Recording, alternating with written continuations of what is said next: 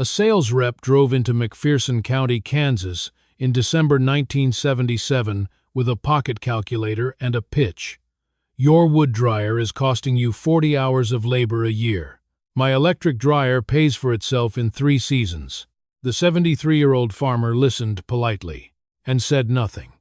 6 weeks later, the blizzard of 1,978 buried Kansas under 4 feet of snow.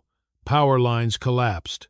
The outage lasted 9 days at -35 degrees Celsius. Every electric dryer in the county went cold. Wet corn began to mold. And that same sales rep sat in a shelter with no answer. The farmer? He was still working. Find out why.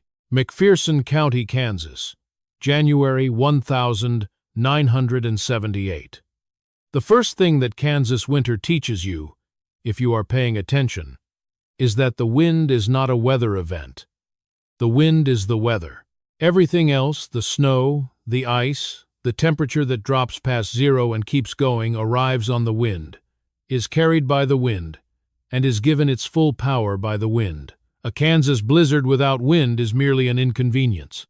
A Kansas blizzard with the wind it typically brings is something else. A reorganization of the world into a single hostile element that has no interest in your plans, your livestock, your stored grain, or your life. Roy Abernathy had been farming in McPherson County for 51 years when the storm arrived in January of 1978, and he had survived 4 blizzards in that time that he considered serious. 1,940 Ichenjobai Wushichi, and 1,971 and a dozen lesser events that qualified as merely difficult. He had learned, through those experiences and through the instructions of his father before him, a particular way of reading the sky in the week before a major storm. The clouds came from the northwest, low and moving fast. The barometric pressure dropped in a way that the old aneroid gauge on his kitchen wall showed more dramatically than any modern instrument, because the gauge was 50 years old, and its needle had been calibrated in a time when people relied on it absolutely. When that needle dropped past the 2.9-inch mark in under 6 hours, Roy Abernathy put on his wool coat and walked out to the woodshed and counted his cordwood. He had done this in October, as he did every October, so he already knew the count. 14 cords of seasoned white oak, cut in lengths of 16 inches to fit his firebox, split the previous March and stacked under the shed roof where the air could move through it for 9 months. He stood in the doorway of the shed and looked at the stacks and calculated, as he had calculated many times before, what he had against what he might need. 14 cords of white oak, properly dried and properly burned, would produce approximately 23 million BTUs per cord, or, across the full inventory, somewhere near 322 million BTUs of available heat energy. His wood-fired corn dryer, which he had built in 1944 from a design his father had shown him, and which he had modified 3 times since then, consumed approximately 1.2 cords of wood per 24 hours of continuous operation at full temperature. His hog barn, with its supplemental wood stove for extreme cold, needed another half cord per day to keep the interior temperature above freezing for the 340 head of hogs it currently housed. Combined, his maximum daily wood consumption in an emergency was approximately 1.7 cords per day. 14 cords divided by 1.7 cords per day gave him approximately 8.2 days of maximum operation. He had enough wood to run everything at full capacity for over 8 days without any resupply. He walked back to the house and told his wife, Dora, that they were going to get a significant storm. "How significant?" she asked, without looking up from the bread she was shaping. "Significant enough that I'm going to fire up the dryer tomorrow morning and get the last of the wet corn through before it hits," he said. She nodded. She had been married to Roy Abernathy for 46 years and had learned to treat his weather predictions with the same respect she gave the forecasts on KFDI radio, slightly more, if she was honest with herself. Roy had come to his wood-fired dryer, the way most farmers in his generation came to their equipment, through necessity, through observation, and through the particular inheritance of a grandmother who had lost everything once and never forgotten what that felt like. Her name was Edna Abernathy née Coulter, and she had come to McPherson County from Missouri in 1901 with her husband, James, and 2 children and a wagon full of seed corn, and the specific, durable optimism of people who believed that hard work and good land would produce a life worth living. They had been right, for a while. The 1920s had been good years on the Abernathy place. The early 1930s had been difficult but manageable. In October of 1936, the fall had been the wettest in the county's recorded history to that point, and the corn came out of the fields at moisture levels between 21 and 24%. Edna and James had no dryer. No one in that part of McPherson County had a dryer in 1936. You put the corn in the crib, and you waited for the winter cold to bring the moisture down. And in most years that was sufficient. In the fall of 1936, it was not sufficient. The wet corn in the crib began to heat in November, the slow, biological heat of mold and respiration, the same thermal process that makes a compost pile warm to the touch. By December, the temperature at the center of the crib was above 80 degrees Fahrenheit.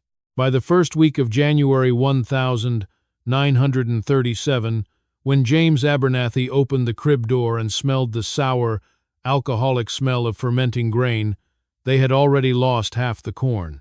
What remained was so contaminated with mycotoxins they did not call it that in 1937, but that is what it was that the hogs who ate it sickened and died within 2 weeks, all 44 of them. Edna Abernathy sat in the kitchen on the morning after the last hog died and said nothing for a very long time. Then she said, to her daughter-in-law Roy's mother, who was 26 years old at the time and pregnant with Roy, something that was written down that evening in Roy's mother's diary, and that Roy himself had read when he found the diary in a cedar chest after his mother's funeral in 1969. Firewood in the shed is ours. Electric and gas belong to someone else. In a blizzard, you can only trust what's yours. She had not been talking about dryers. Specifically, dryers were not yet a common farm technology in 1937. She had been talking about the deeper principle, the distinction between resources you control completely and resources whose availability depends on a system larger than yourself. Coal required a dealer. Propane required a supplier. Electricity required a utility and a grid, and 1,000 miles of wire. Wood required only a forest, an axe, and the willingness to work. Roy had built his first corn dryer in 1944, when he was 39 years old, and had been farming his own 280 acres for 14 years.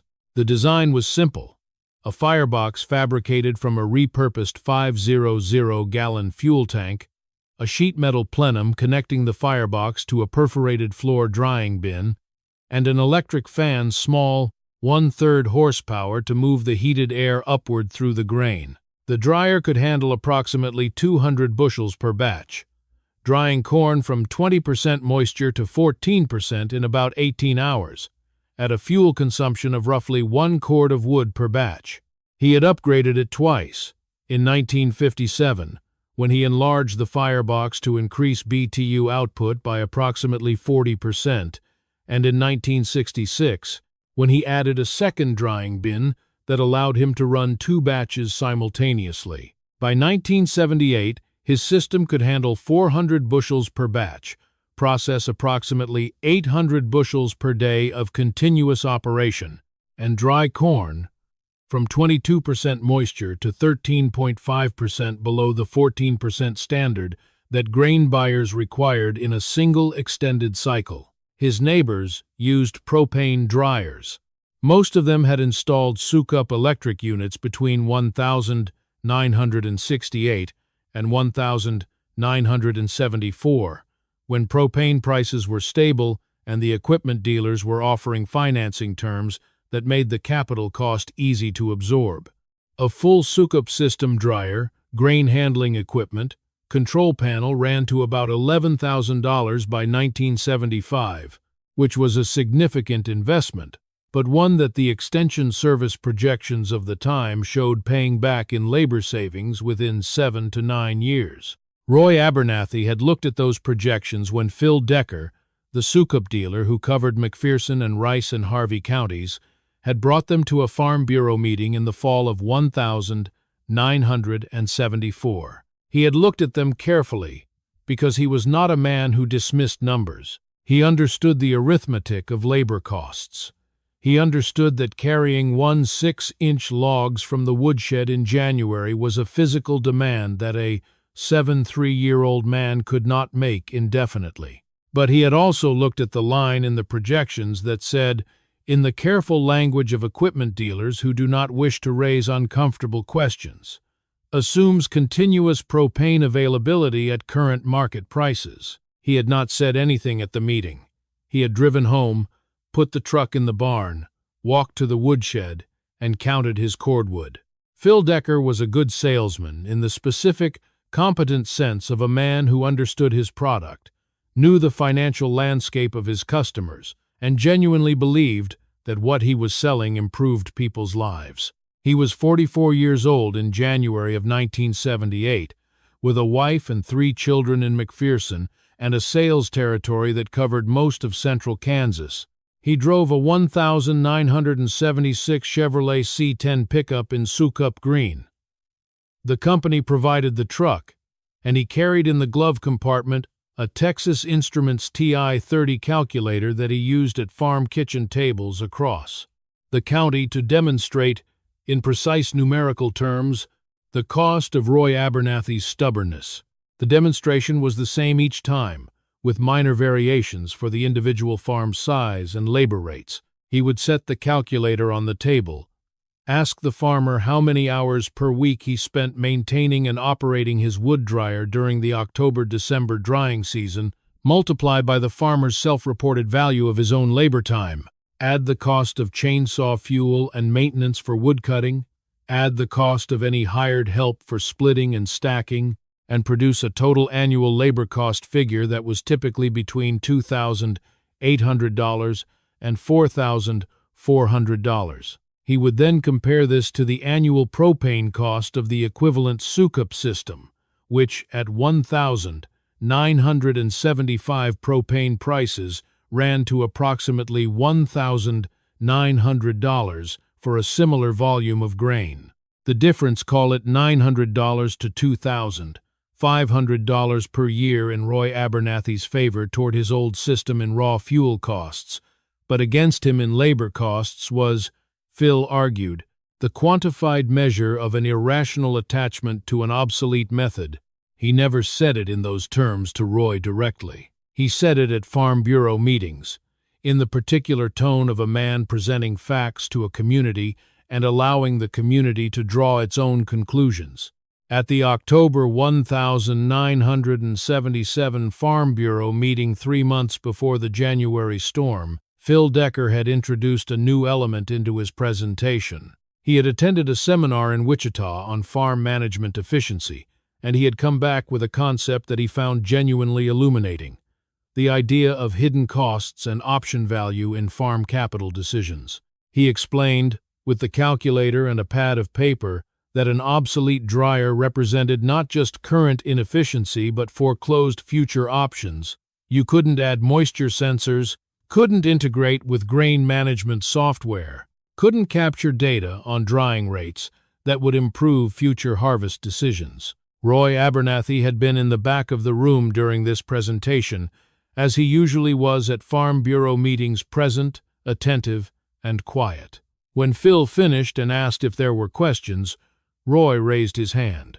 "What happens to your system when the power goes out?" he asked.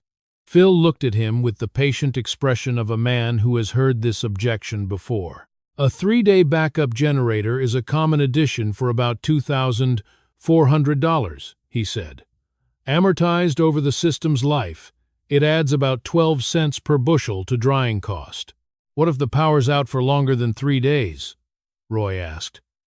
"That would be an unusual situation," Phil said. "It would, Roy agreed. He did not say anything else. Several people in the room turned to look at him, and he was already looking at his hands, and the meeting moved on. The storm arrived on the morning of January 19th, 1978, which was a Thursday. It had been preceded by 4 days of cold temperatures in the single digits, dropping to -12 on the night of January 17th, that had already frozen the ground to a depth of 18 inches and coated every metal surface on the farm with frost that you could scrape off in sheets. The sky on the morning of the 18th had that specific quality that Roy associated with serious incoming weather. A high, thin, overcast that diffused the light without blocking it, turning everything the pale, shadowless white of old photographic paper. The wind had shifted to the northwest in the early afternoon of the 18th and increased through the night, and by the time Roy woke at 4:30 on the morning of the 19th and walked to the window, he could hear the wind working on the barn roof and see the first horizontal snow driving past the yard light. He dressed in his wool underclothes, his canvas work pants, his flannel shirt, his wool sweater, and his insulated overalls, and then his barn coat over everything, and his wool cap and his insulated work gloves, and went out into it. The temperature was -22 degrees Fahrenheit. With the wind, and the wind was running at approximately 40 miles per hour from the northwest, with gusts he estimated at 60, the effective temperature against exposed skin was somewhere below -50 degrees. He had been in colder wind chills, in the blizzard of 1949, but not often.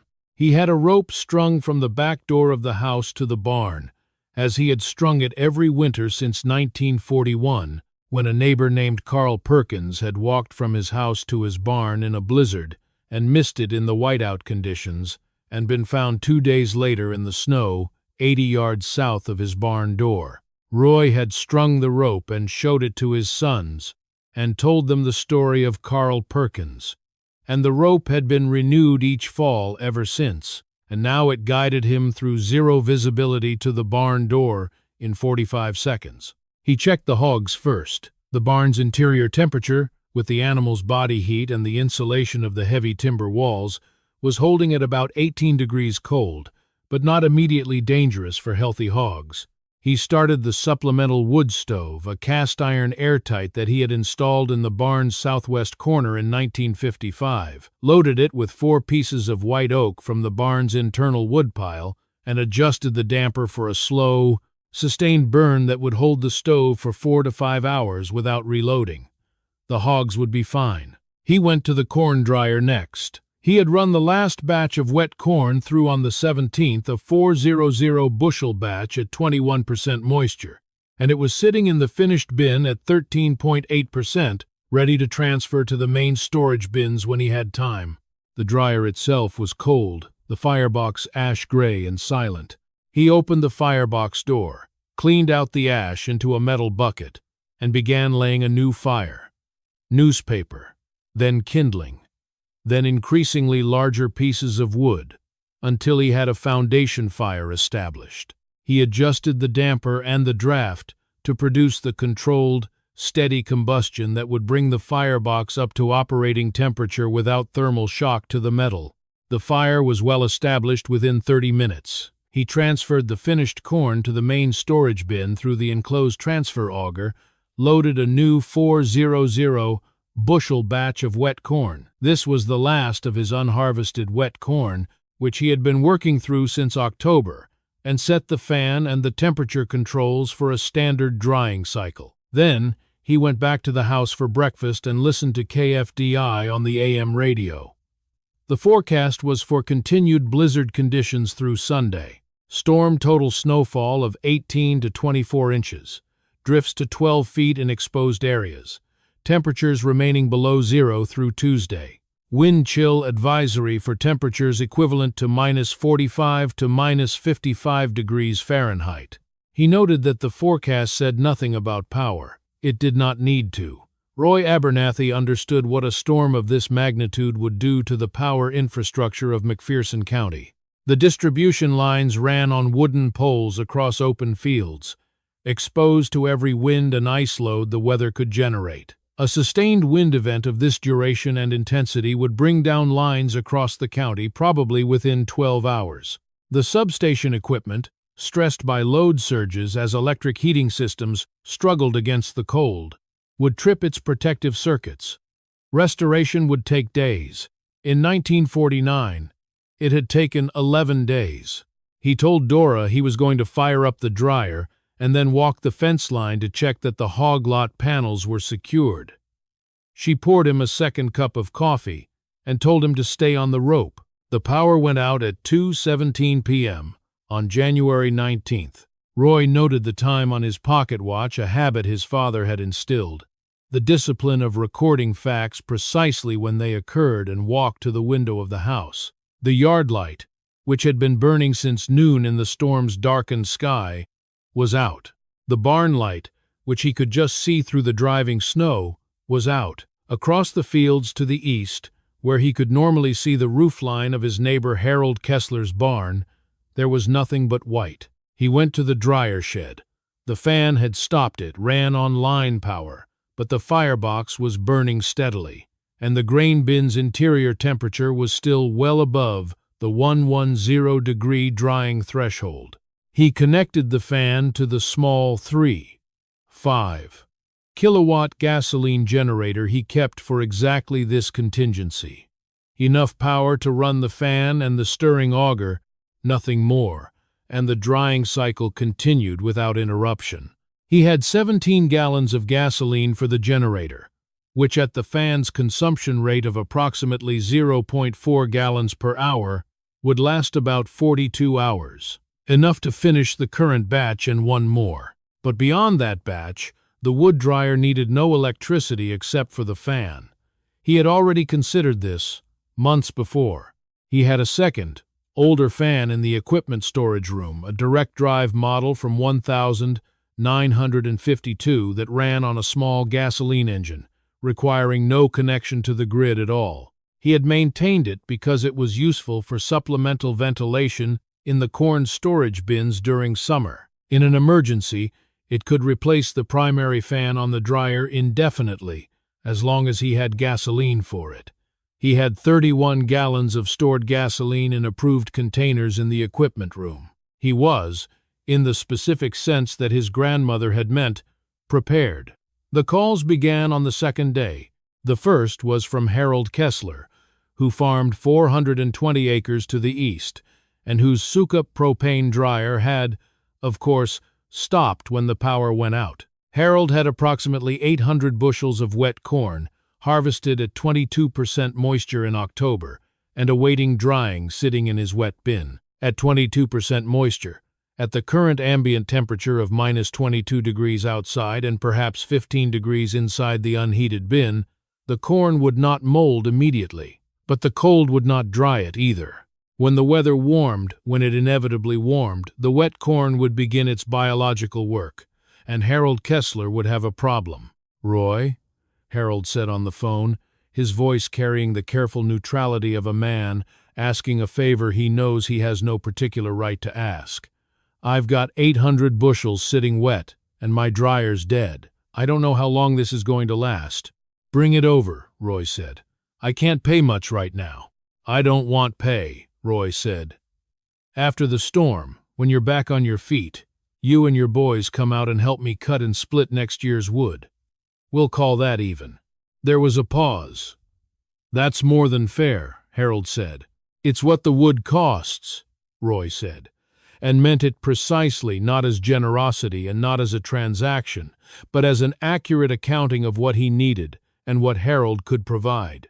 The second call came from Dale Huffman, whose farm was 3 miles south along the county road, with 1,200 bushels of wet corn, and a wife who had called the power company twice and been told restoration was not expected for 5 to 7 days. The third call came from Frank Overholzer, who had 600 bushels and a generator that had failed to start in the cold, the carburetor frozen, the battery dead from the sustained low temperature. Frank had no backup plan. Roy told him the same thing he had told Harold: bring the corn, pay in labor. By the end of the second day of the storm, Roy Abernathy had commitments from 6 neighboring farms to deliver a combined total of approximately 4,200 bushels of wet corn to his dryer. When the roads were passable enough to move grain trucks, he had, between the fuel for his generator and his remaining wood inventory, the capacity to dry all of it. He did the arithmetic in the woodshed by lantern light, the way he did any important calculation, on paper, with a pencil, checking each step. His dryer could process 800 bushels per day at full operation. At 14 cords of wood remaining, minus the 1.4 cords he had already burned in the first 2 days, he had 12.6 cords left. At 1.2 cords per day for the dryer. That was 10.5 days of dryer operation. 10.5 days, at 800 bushels per day, was 8,400 bushels of drying capacity. He had 4,200 bushels of his neighbor's wet corn coming, plus whatever remained of his own, perhaps 200 bushels for a total demand of approximately 4,400 bushels. He had nearly twice the capacity he needed, even accounting for the supplemental heat load of the hog barn. He closed the notebook, put out the lantern, and went to bed. The storm lasted 9 days, not 9 days of continuous blizzard. The wind dropped on the 4th day and the snowfall stopped on the 5th, but 9 days of temperatures that held between -15 and -28 degrees Fahrenheit, with wind chills that kept road crews off the secondary roads and made any outdoor work a physical test that the county's older residents, in particular, were not well positioned to pass. The power remained out across most of McPherson County for the full 9 days. Restoration came in sequence, the main lines first, then the distribution circuits, then the secondary feeders, and by the morning of the 10th day, most of the county had power back. Several farms on the furthest rural circuits did not have power restored until day 11. Roy Abernathy's farm, as it happened, was on one of those far rural circuits. His power came back on the morning of January 29th, 10 days and 14 hours after it had gone out. In those 10 days and 14 hours, he had run his wood-fired dryer continuously, processing his own corn and the corn of 6 neighboring farms. He had burned 11.8 cords of his 14-cord reserve. He had kept his hog barn at a minimum interior temperature of 14 degrees Fahrenheit throughout, losing no animals to cold stress. He had dried and returned to each neighbor, in sequence, as the roads became passable enough for grain trucks. Every bushel they had brought him dried to 13.5% moisture, properly conditioned for long-term storage. The accounting was straightforward. Harold Kessler's 800 bushels, at 13.5% moisture and the January corn price of $2.34 per bushel, represented approximately $1,872 worth of marketable grain that would have been worth nothing or negative, counting disposal costs, as a bin of fermented, mycotoxin-contaminated corn. Dale Huffman's 1,200 bushels, approximately $2,808. Frank Overholzer's 600 bushels, approximately $1,404. The remaining 3 farms combined, approximately $4,300. Total value of grain preserved for Roy's neighbors by his wood-fired dryer, approximately $10,384. Roy's own corn, 2,200 bushels carried through the season, was worth another $5,148 at market prices. He had accomplished this with firewood that he had cut himself, stacked himself, and owned free and clear, using equipment that required no grid connection, no fuel delivery, no service contract, and no part that could not be fabricated in a reasonably well-equipped farm shop. He had also, in the course of those 10 days, performed the kind of service for his community that has no satisfactory financial measure, but that communities in isolated places have always recognized as the material of their own survival. Phil Decker drove out to Roy Abernathy's farm on a Tuesday in early February, After the roads were cleared and the temperature had climbed back above zero for the first time in 11 days, he drove his souped-up green Chevrolet pickup down the county road, turned in at the gravel drive, and parked in the yard beside the equipment shed. The yard had been plowed clean. Roy had a front-end loader on his old John Deere 4020 and had pushed the snow into windrows along the fence lines, and the farm had the specific, organized stillness of a place that had come through a difficult period without significant damage. Phil walked to the house and knocked. Roy answered the door and looked at him with no particular expression. "Come in," Roy said. "Coffee's on." Phil sat at the kitchen table. Dora poured him coffee without being asked and went back to the room where she was sewing. Roy sat across from Phil and waited. Phil had come with a purpose, and he stated it without preamble, because he was a direct man, and the indirection of the standard sales visit did not seem appropriate to what he wanted to say. "I want to understand your dryer," Phil said. "I've been thinking about it since the storm started. I want to know how it works, and why you built it the way you did." Roy looked at him for a moment.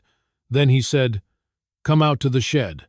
He showed Phil the firebox, the plenum, the drying bins, the connections between them. He explained the BTU output of white oak at various moisture levels, the relationship between firebox temperature and plenum temperature and grain temperature, the importance of airflow velocity in achieving uniform drying without over-drying the bottom layers.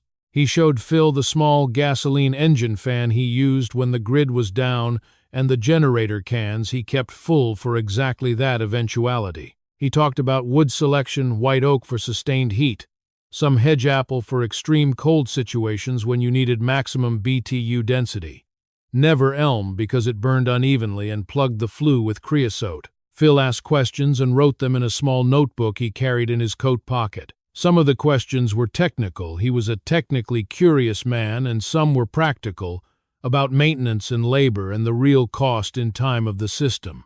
Roy answered all of them directly and without embellishment. When they came back to the house, Phil sat again at the table and looked at what he had written. He was quiet for a moment. "You preserved what, $10,000 or $11,000 of your neighbor's grain," he said. It was not quite a question. "Something like that," Roy said. "With equipment that runs on wood you own." "Yes. My systems would have cost your neighbors roughly that much in losses," Phil said, "because mine need the grid." "Yes," Roy said again. Phil looked at his notebook. "What would it have taken for me to have sold you a system that worked in this situation?" Roy thought about it. "You'd have had to include a backup that didn't depend on anything I couldn't produce on my own land," he said. "Wood, kerosene maybe, wind, anything that doesn't have a meter on it." He paused. "The problem with your systems isn't the technology. The technology is fine.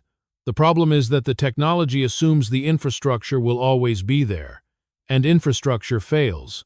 Phil wrote something in his notebook. He looked at what he had written. Then he looked at Roy. "I owe you an apology," he said. Roy looked at him with the same weather-watching expression that characterized his responses to statements that required a response but not necessarily words. "At the Farm Bureau meetings," Phil said, "I used your dryer as an example of inefficiency. I calculated your labor costs in front of people and implied you were making an irrational choice." "I know," Roy said. "I was wrong," Phil said. "Not entirely wrong, the labor costs are real, but wrong about which costs matter most." He paused. "I was calculating the wrong risk." Roy poured them both more coffee. "You were calculating the risk that shows up in good weather," he said. "I was thinking about the risk that shows up in bad weather. Those aren't the same calculation." The arrangement that followed from that conversation was not a formal business relationship. Phil Decker continued selling Sukup systems across central Kansas for another 14 years until his retirement in 1992. He sold them honestly and successfully because they were good systems for the conditions they were designed for. But he sold them differently after January of 1978. He began asking, at farm kitchen tables across his territory, a question he had not asked before. What's your backup if the power's out for 10 days?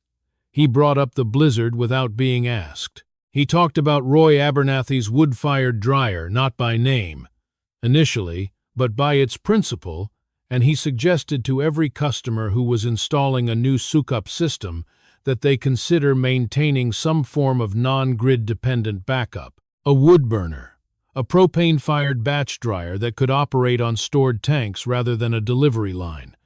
Anything that could operate for an extended period without an external energy supply. He added, to the bottom of the sukup brochure that he left at every farm visit, a single typed line he typed it himself on his home typewriter and taped it to the back cover of each brochure that read, Recommendation: maintain at least one backup drying system not dependent on the electrical grid. He told Roy about this on a visit to the Abernathy farm in April of 1978, when the weather had turned and the fields were drying for spring planting. Roy read the typed line and handed the brochure back to him. That's a good addition, Roy said. It's what you would have told me 4 years ago, Phil said, if I'd been listening. Harold Kessler's 3 sons came out to Roy Abernathy's farm on a Saturday in early March and cut and split 4 cords of green timber from the woodlot along Roy's east fence line, where a row of white oaks had been flagged for removal to improve the fence line's drainage.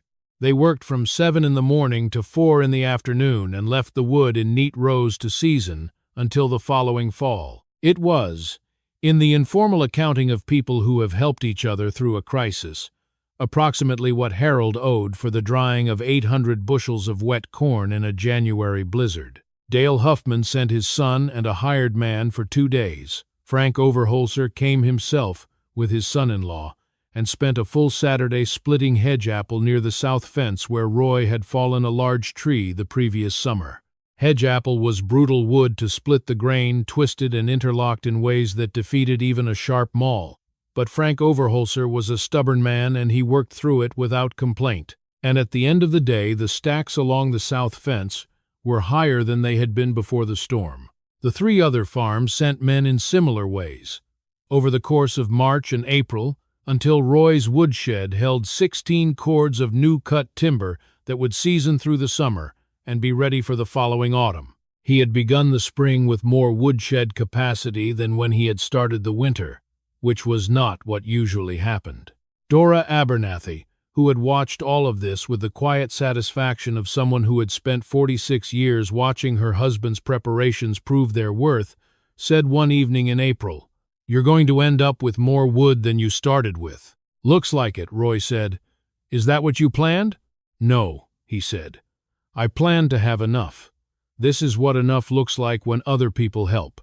Roy Abernathy died in November of 1989 at the age of 84, in the same house he had been born in. He had farmed actively until the spring of that year, when his heart began to give him the kind of deliberate, undeniable signals that even stubborn men cannot argue with. He spent his last summer sitting on the porch in the late afternoons, watching his son David and David's son Thomas work the fields he had worked for half a century.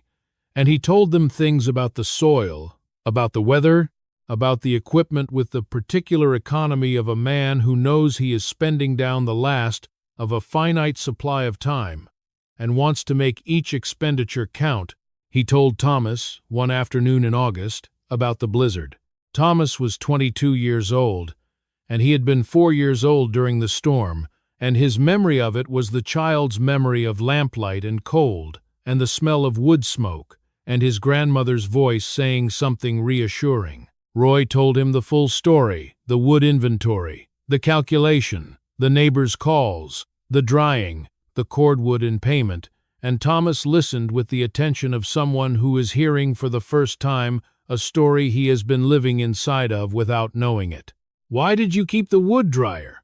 Thomas asked. "All those years when everyone else was switching to propane." Roy was quiet for a moment. Then he said, "Your great-great-grandmother lost her hogs because she had corn she couldn't dry when she needed to. She didn't have the right kind of heat. After that, she had a saying about it." He told Thomas the saying. Thomas repeated it back, to make sure he had it right. "Firewood in the shed is yours. Electric and gas belong to someone else. In a blizzard, you can only count on what's yours. That's it, Roy said. The rest of it is just being willing to do the work. The wood-fired corn dryer that Roy Abernathy built in 1944 is still standing on the Abernathy farm in McPherson County. Thomas Abernathy, who farms the 280 acres that his grandfather farmed and his father farmed after him, has maintained it with the same attention that Roy applied, inspecting the firebox liner each fall for cracks, repointing the chimney mortar every 3 or 4 years, replacing the fan belt when it shows wear, keeping a supply of replacement grates for the firebox floor. He does not use it for primary drying. He has a modern LP gas system that handles his normal volume efficiently and economically. He uses it as what it has always been: a backup, a hedge, a piece of equipment that will work when everything that requires an external energy supply has stopped. He fires it up each October, during the first week of harvest, to make sure it lights and burns and moves air through the grain bin properly. He burns perhaps a quarter cord of wood in this annual test, running it for 6 hours while he monitors temperatures and airflow. If everything is working correctly, he shuts it down and stacks the unused wood back in the shed. In the winter of 2021, a significant ice storm moved through McPherson County, not as severe as the 1,978 blizzard, but severe enough to knock out power to rural circuits for 4 days. Thomas Abernathy lost no grain and no livestock. His LP gas dryer was down, the gas pressure regulator had frozen in the first hours of the storm, and he could not get a service call until the 4th day. But the wood-fired dryer ran from the first afternoon through to the morning of the 4th day, processing approximately 1,600 bushels of corn that would otherwise have sat wet through the temperature recovery. He called 2 neighbors to let them know the dryer was running and that he had capacity. One of them, a younger farmer named Kevin Schultz, who had bought the Kessler place 10 years before and expanded it to 800 acres, brought 400 bushels of wet corn on a flatbed trailer the second afternoon and stood in the dryer shed, watching the operation, with the focused attention of someone who is revising his understanding of something. "What does this thing run on?" Kevin asked. "White oak," Thomas said, "mostly. Some hedge apple for cold snaps." Kevin looked at the firebox, the plenum, the bin. "How long have you had it?" "My grandfather built it in 1944, Thomas said. Kevin was quiet for a moment. "He built it in 44, and it's still working." "It's been rebuilt a few times," Thomas said, "but the design is the same." Kevin looked at it for another moment. Then, "My grandfather knew your grandfather." "I know," Thomas said. "Harold Kessler." "Harold Kessler," Kevin confirmed. "He told me once that a neighbor had dried his grain in the blizzard of '78 when everything else was down. I never put together that it was this dryer." "It was this dryer," Thomas said. Kevin looked at it one more time. Then he helped Thomas unload the grain trailer and went home. The woodshed on the Abernathy farm, as of the last autumn inventory, holds 14 cords of seasoned white oak. It is counted every October by Thomas Abernathy, who stands in the shed doorway and calculates what he has against what he might need. The same calculation his grandfather made in the same doorway for 45 years, and his father made for 30 years after that. The cords are slightly different dimensions than Roy's were. Thomas uses 20-inch lengths rather than 16-inch because he prefers the larger pieces for sustained burn, but the principle of the inventory is identical. When the count reaches 14 cords, Thomas closes the shed door and goes back to the house. When it falls below 12, he goes to the woodlot. The difference between 12 and 14 cords is 2 cords. 2 cords of white oak represents approximately 46 million BTUs. At the dryer's consumption rate of 1.2 cords per day, it is 1.5 days of operation. Thomas keeps that margin the way you keep an umbrella in a car that rarely sees rain, because the cost of carrying it is small, and the cost of not having it when you need it is not small at all. His grandmother Edna said it better. though she said it about a different kind of wood and a different kind of storm. In a kitchen in 1937, when the last hog had died, and there was nothing left to do but understand what had happened and decide what to do differently. What's yours stays lit. What belongs to someone else goes dark. In a Kansas January, there is only one kind of heat that matters, the kind you can count on. In the winter of 1978, the Great Plains storm system that struck McPherson County and the surrounding region caused an estimated $100 million in agricultural losses across Kansas, Nebraska, and Missouri, primarily from livestock deaths and grain spoilage. The McPherson County Extension Office recorded, in its spring 1978 report, that farms operating electric and propane grain dryers without backup systems lost an average of $4,200 in grain value during the 9-day power outage. Farms with non-grid dependent backup systems, numbering 11 in the county's inventory at the time, lost an average of $340, primarily from spoilage of grain, already in deteriorated condition before the storm. Roy Abernathy's farm was not counted in either category. It was counted separately, under a notation in the Extension Office records that read, "Primary and neighbor grain drying service maintained throughout outage. No losses reported." The extension agent who wrote that notation was a 28-year-old man named Gerald Watkins, who had grown up on a farm in Harvey County and who had, in 1978, been on the job for 3 years. He wrote to Roy Abernathy in March of that year to ask if he would be willing to be profiled in the Extension Service's quarterly newsletter. Roy declined, citing a preference for privacy. Gerald Watkins wrote in the margin of Roy's letter, in pencil, for his own reference, "Offered to help neighbors at no charge except labor for next year's wood." This is a man who understands the actual cost of things. He kept that letter in his files until his retirement in 2004, 26 years later.